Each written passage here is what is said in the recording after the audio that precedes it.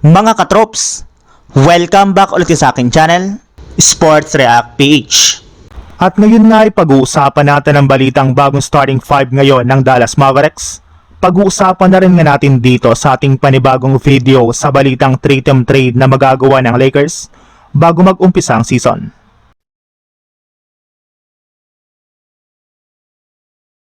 Mukhang unti-unti na nga pong nabubuo ang bagong mukha ng Dallas Mavericks para sa paparating na NBA season.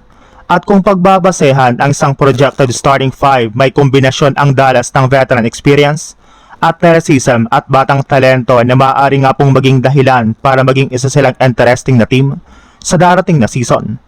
Sa inalabas nga po na balita, mapapabilang sa kanilang mga starters sina Kyrie Irving, Max Christie, Cooper Flagg, PJ Washington at si Dereck Lively II. Siyempre malaking pangalan agad ang mapapansin dito si Kyrie Irving. Since matapos nga po ang matagal na recovery mula sa injury, magiging malaking tanong kung gaano kabilis makakabalik sa dating level ang kanilang superstar guard. Pero kung magiging healthy siya, malaking dagdag ito sa playmaking at scoring ng Dallas. Samantala si Cooper Flagg naman ang inaasahang magiging bagong mukha ng franchise. Sa kanyang batang edad, malaki na agad ang responsibilidad na nakaatang sa kanya. Siya ang magiging sentro ng bagong direksyon ng Mavs, habang sina Kyrie at PJ Washington ang maaaring magsilbing mga veteranong katuwang niya sa kanilang kupunan. Sa kabilang banda, mahalaga rin ang magiging papel ni Max Christie at Dereck Lively II. Si Christie nga po ay maaaring magbigay ng shooting at perimeter defense, habang si Lively naman ang magsisilbing athletic presence sa ilalim ng basket. Pero hindi rin magiging madali ang season na ito para sa Dallas Mavericks. May mga tanong tungkol sa kalusugan ni Kyrie at Lively at kailangan ding makita kung gaano kabilis magkakaroon ng chemistry ang kanilang bagong core. May ilang projection din na mas magiging developmental ang season ng Mavericks kaysa sa pagiging instant contender. Samantala, punta naman tayo sa ating sunod na pag-uusapan sa balitang 3-team trade na magagawa ng Lakers bago mag-umpisa ang season. Isang napakalaking 3-team trade proposal ang maaaring magbigay ng bagong mukha sa Lakers.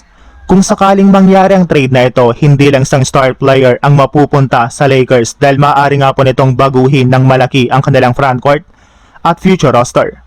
Sa trade nga pong ito, ang Detroit Pistons ang makakatanggap kina Miles Turner, Kevin Porter Jr. at Ado Thiero kasama ang isang first round pick mula sa Milwaukee at isang second round pick mula sa Lakers.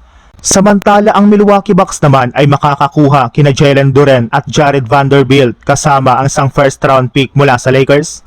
At para naman sa Lakers, makukuha nga po nila sina Ron Holland at Jaime Jaquez Jr.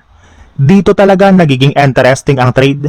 Para sa Lakers, sina Holland at Jaquez ay parehong mga batang player na maaaring magbigay ng dagdag na athleticism, depensa at scoring sa kanilang roster.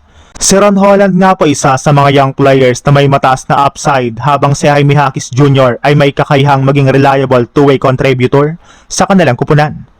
Pero ang malaking tanong, sapat ba ang package na ito para isuko ng Lakers ang mga asset na kasama sa deal? Malaking pangalan na rin naman nga po si Jalen Duren para sa Detroit, habang si Miles Turner naman ay maaaring maging malaking upgrade sa frontcourt ng Pistons.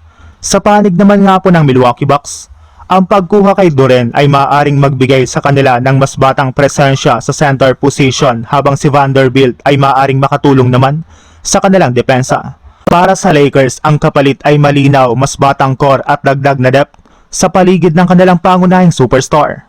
At dahil patuloy na naghahanap ang mga contender ng paraan para maging mas malalim at mas flexible ang kanilang roster, hindi nakakagulat na maraming trade scenarios ang lumalabas sa offseason.